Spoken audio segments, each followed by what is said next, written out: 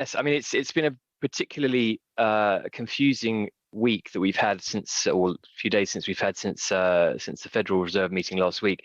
I mean, I think that the market is definitely pricing in this kind of pivot. I mean, I didn't take the meeting to be particularly dovish, but obviously we've spent a lot of time talking about the one sentence where Chairman Powell spoke about slowing down interest rates at some point in the future, and I think the market has really jumped the gun a little bit and gone straight from slow down to inflation coming down to cutting interest rates in the space of what is basically 6 to 7 months, which seems particularly unrealistic. I think if you look at if you're buying treasuries at 255, you're really expecting inflation to be coming down quite significantly over the next several years. And from where I sit, whilst I do believe inflation is going to peak and come off over the next couple of months, I think the trajectory to that the 2% or 2.5%, whatever you want to call it, is going to be it's going to be a lot longer than the market's pricing in. So I think we have jumped the gun somewhat with regard to how treasuries have reacted over the last several days.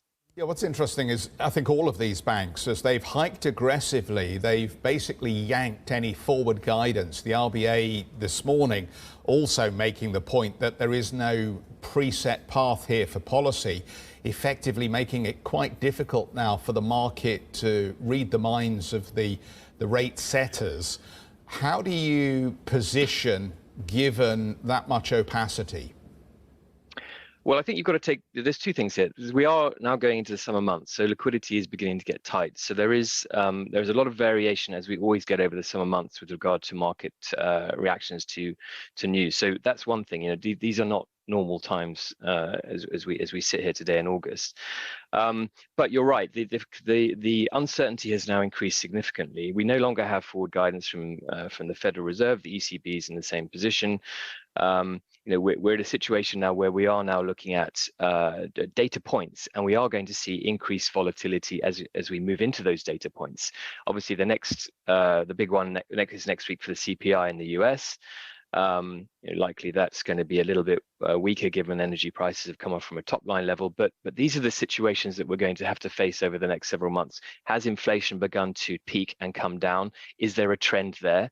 Can we be confident that we're going to see inflation come down enough for the Federal Reserve to begin to start thinking about pausing interest rates? And let's face it, we are in August now. We've only got 4 or 5 months to the end of the year. Inflation is still at 8-9% across the developed world, and it would, to my mind anyway, would require a quite a deep and severe recession now, with inflation really collapsing, for us to look at that pivot that we're talking about early next year. So I think there's an awful lot to play for. The market is very uncertain. We have treasuries at what I think are quite extreme levels, given where we are on the interest rate curve, and the same for the ECB. Look at bunds. Bunds have come in 100 basis points as well on the 10-year.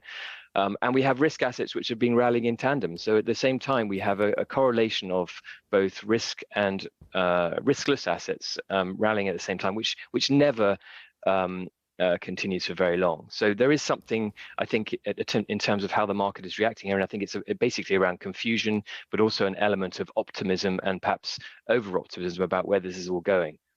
Hi, I'm Joanna Bersecci, and thank you for watching. You can check out more of our videos by clicking on the boxes on the screen. And don't forget to subscribe to our channel for more from CNBC International. Thank you for watching.